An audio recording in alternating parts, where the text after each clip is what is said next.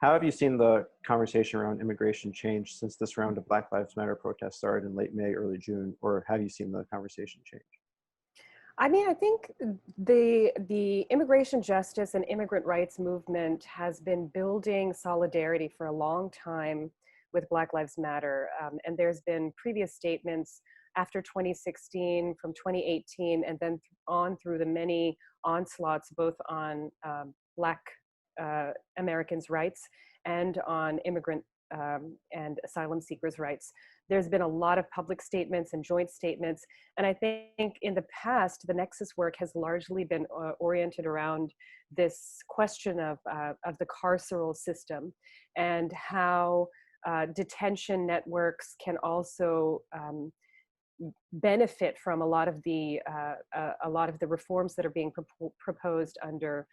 police reform and criminal justice reform, and eventually on up through abolitionist movements. And I think now the conversation, what has really happened over the last couple of years in that space has been a lot of advocacy and activism to shift away from this simple conversation of reforming an already broken, ineffective, and fundamentally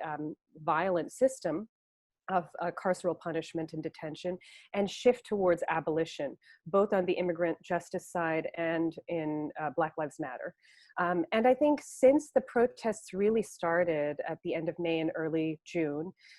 there was, I think for the first couple of weeks, what I saw playing out was this very powerful conversation about who should be really doing, who should be the leaders and who should really be speaking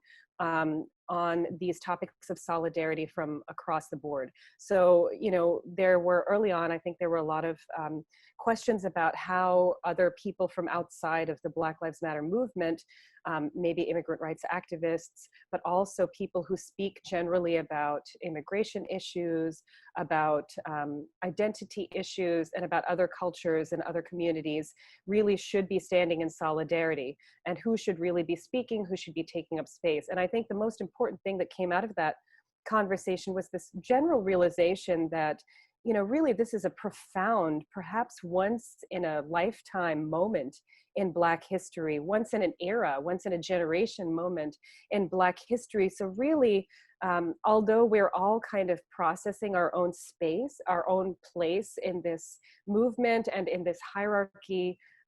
that we have in the United States, this very racialized, almost clear caste system that we have in the United States. And I say this as a person who has benefited from caste supremacy in my own home country in India. And the fact of the matter is that, you know, caste supremacy is just one of the many ways that, you know, we have had across the world,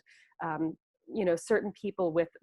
privilege have really been prioritized and given entrance into the United States. And that also orients itself to the types of relationships that we see in immigrant communities here, and the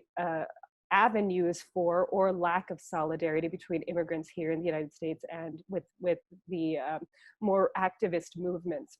about immigrant justice and Black lives. So I think what we are realizing is that now is maybe the moment for, you know, to really stand aside and allow people who have been doing this work for many, many years, who are really organizing and who have really been very effective in shifting the conversation away from sort of ineffective attempts at reform towards actual abolition, defunding. And those are also nuanced conversations. So I think those are playing out.